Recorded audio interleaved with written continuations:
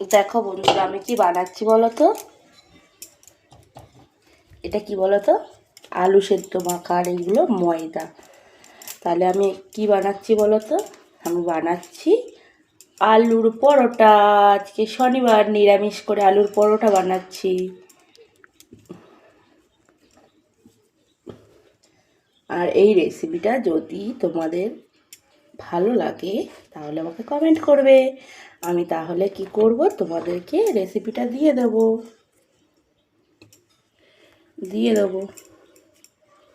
এর মধ্যেই পুর দিয়ে দিয়েছি। আর গুড মর্নিং বন্ধুরা।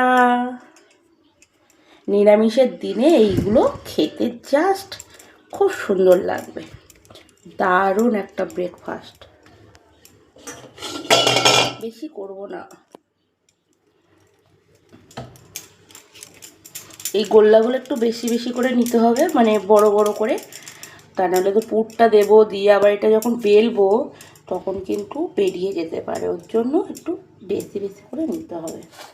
এতটা আলু লাগবে না যদিও, এটা দুপুরেও আমার লেগে যাবে, হয়ে যাবে। বেশি দিচ্ছি না তো, অল্প অল্প আলু দিচ্ছি। ঠিক আছে বন্ধুরা, আমি এগুলো বানিয়ে নিই। পরোটাটা বানিয়ে আবার একটা ছোট্ট ভিডিও তোমাদের সামনে চলে যাবে। আজকের মতো টাটা আর গুড মর্নিং। আবার নেক্সট ভিডিও নিয়ে পরে আসছি। পরোটাগুলো ভাজবো বলে আমি তাওয়া বসিয়ে দিয়েছি। আগে আমি তাওয়াটা আমার গরম হয়ে এসছে, হ্যাঁ গরম হয়ে গেছে। আমি আগে একটা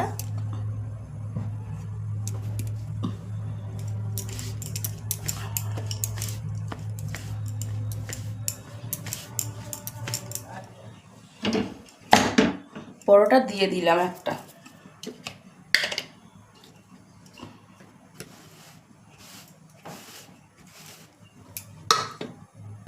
আমি আর একটা পিঠ উল্টে দিয়েছি। ওই পিঠটা হওয়ার পরে আমি এরকম করে আগে সব রুটিগুলোকে ভেজে নেব, তারপর তেল দিয়ে সেঁকবো। দেখতে থাকো আমি কেমন করে রুটিগুলো বানাই। আমার তো সব রুটিগুলো ভাজা হয়ে গেছে। এবার এই একটা আছে, এটাও ভেজে নেব। তাওয়াটা না আমার পুড়ে গেছে, যেহেতু এর মধ্যে আটা দিয়ে বেলেছি, তো ময়দা দিয়ে আমি তেল দিয়ে বেলিনি পরোটাটা। এই সেঁকে নেব বলেই আমি তেল দিয়ে বেলিনি।